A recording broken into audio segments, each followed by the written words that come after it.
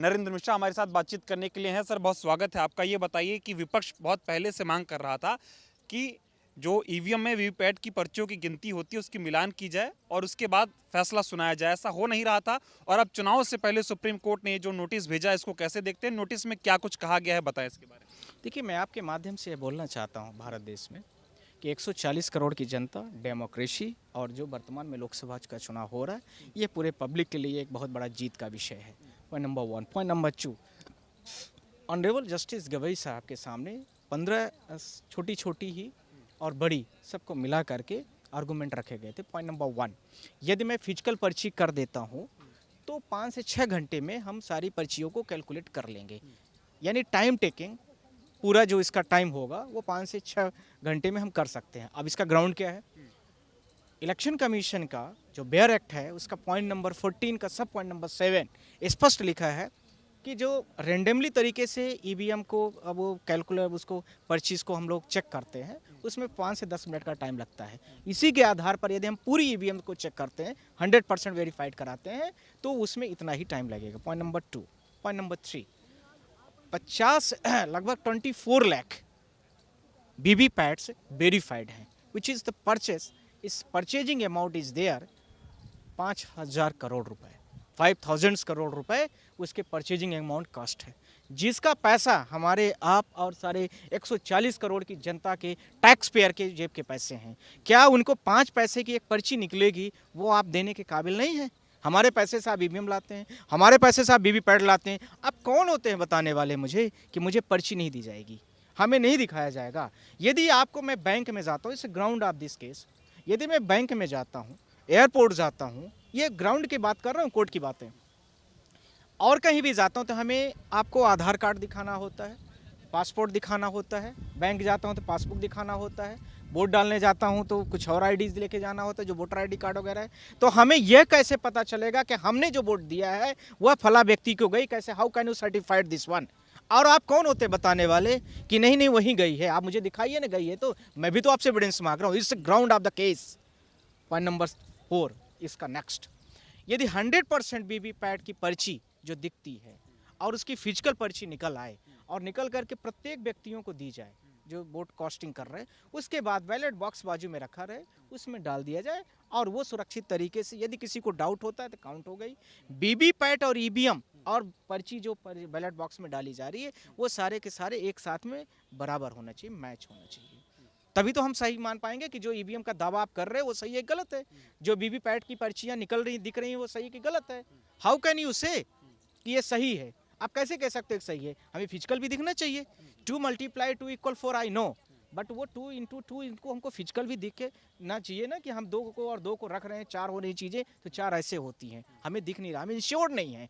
Point number 5 था इसका। Point number 6, election commission of India आज तक यह नहीं श्योर कर पा रहा है कि वोट कास्टिंग जो पीपल्स वोट दे रहा है उसकी क्या अप्रूव्ड है, कैसे अप्रूव होके आए कि हमने वोट डाल के आया है। आपने एक ईमेल कर दिया, वो मैंने मान लिया आपको।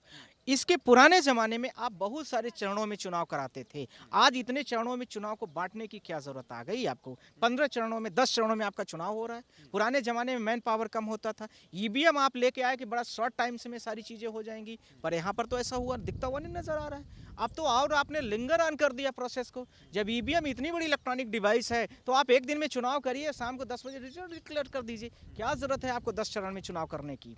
इसका next point, next to next here.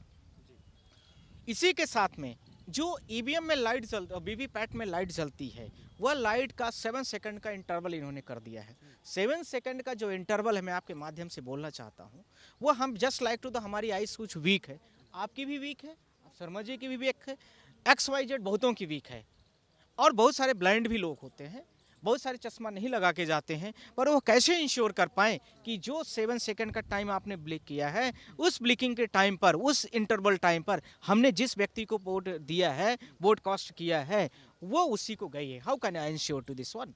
नहीं हो पा रहा है वो, तो उसका टाइम इंटरवल बढ़ाया जाए। जो पहले था वो 15 के सेकंड के आसपास में था, इन्होंने शॉर्ट करके उसको 7 सेकंड कर दिया है। इट्स वेरी रेलेवेंट पॉइंट दिया है। नेक्स्ट वन, ये पर्ची को बहुत जल्दी से पर्ची को कट करके गिरा देते हैं और दूसरी पर्ची भी बहुत कम समय में ही आ जाती है। तो हम लोगों ने यह भी ग्राउंड रेज किया है, जो केस का ग्राउंड है वो यह भी है कि जो पूरी पर्ची है, एक पर्ची जैसे मैंने वोट डाला, मैंने कांग्रेस को वोट दिया, अब वो पर्ची कट के मेरे हाथ में गिर जाए पूरी तरीके से प्रॉपर, और उसके बाद नेक्स्ट पर फिर उसके बाद नेक्स्ट का वोट कास्टिंग करने वाला आदमी आए और वो वोट डाले, यह भी इसका अगला ग्राउंड है। कोर्ट ने सारी चीज़ों को रिलाय कर दिया और इशू नोटिस किया सिर्फ और सिर्फ 2 major ground is here. Point number 1, क्या मैं 100% वीवीपैट की पर्ची को काउंट करूं तो आपके इंस्टेंट क्या है, इलेक्शन कमीशन ऑफ इंडिया ये बताए कि इंस्टेंट आपके क्या हैं।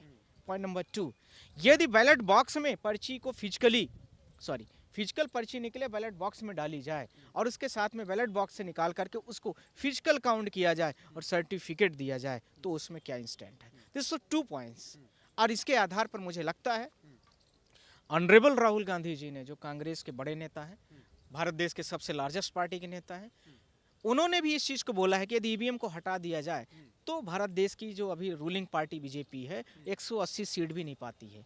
कुछ कल मुझे मीडिया ब्रदर्स ने बोला कि राहुल जी यह भी कह रहे थे कि मैंने ज़्यादा बोल दिया, 30 और कम कर देना चाहिए ईवीएम को हटाने के बाद। मुझे लगता है कि ऑनरेबल जस्टिस साहब को भी ये चीज़ समझ में आ गई कि फ्री और फेयर अभी चीज़ें नहीं हो रही है, इसलिए उन्होंने इंस्टेंट लिया है। It just wait. Last India alliance ने 2023 में लास्ट दिसंबर के आसपास में इलेक्शन कमीशन ऑफ इंडिया से यही रिक्वेस्ट किया था जो हमारी प्रेयर थी। तो जब भारत देश की 60% 65% अपोजिट पार्टी के लोग, यानी अपोजिशन में जो 65% वोटिंग के जो प्रेजेंटेशन करते हैं लोग, वह भी डिमांड कर रहे हैं। इसके साथ में मैं आपसे यह भी बोलना चाहता हूँ कि और भी जो लोग हैं वह भी डिमांड कर रहे हैं, तो फिर आपको यह चीज़ें क्या करने की ज़रूरत है।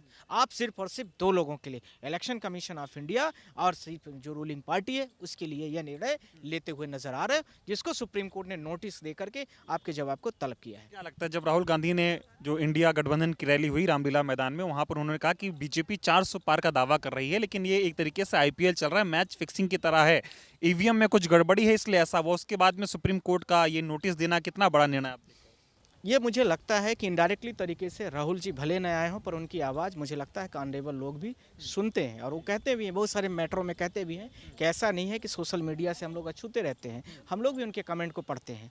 और राहुल जी की आवाज़ जो है मुझे लगता है कांडेबल जस्टिस साहब, और इसके साथ में इंडिया अलायंस की आवाज़ जो है भारत देश के, वह भी जस्टिस साहब, और उसके साथ में भारत देश की पूरी जनता और पूरे देश के आप जैसे मीडिया जो पत्रकार हैं, पूरे यूट्यूबर्स जो भारत देश के हैं, वो सारे लोगों ने, जबकि इलेक्शन कमीशन ने आप लोगों के इसके साथ में यूट्यूबरों की जो रीच है उसको ख़त्म कर दिया है, न के बराबर कर दिया है, एलो लाइन कर दिया, डिमोनेटाइज कर दिया है, फिर भी वो बेचारे संघर्ष की तरह, भगत सिंह की तरह इस करंट रूलिंग पार्टीज़ के अगेंस्ट में इलेक्शन कमीशन के मेलाफाइड इंटेंसली जो इस तरह से निर्णय ले रहा है उसके खिलाफ में वो करते हुए कदम ले रहा है। उठ रही थी ना, इंडिया गठबंधन के जितने भी नेता थे उनका ये कहना था एक बार इलेक्शन कमीशन हमसे मुलाकात तो करे, हम उन्हें बताना चाहते कि हमारी क्या क्या समस्याएं, लेकिन वो मुलाकात ही नहीं कर रहे हैं और चुनाव एकदम करीब आ गया है। अब इलेक्शन कमीशन ऑफ इंडिया खुद आएगी, आप चिंता मत करिए, यहीं पर आएगी, और भारत देश के इंडिया अलायंस की जो आवाज़ है इन पिटीशन के साथ में प्रेजेंटेशन हो गई है, इलेक्शन कमीशन यहीं आएगा, और सुप्रीम कोर्ट ऑनरेबल हमारे जितने भी हैं वो सब लोग इतने अच्छे हैं कि यहीं पर कराएंगे, और एक एक वोट इंश्योर होगा।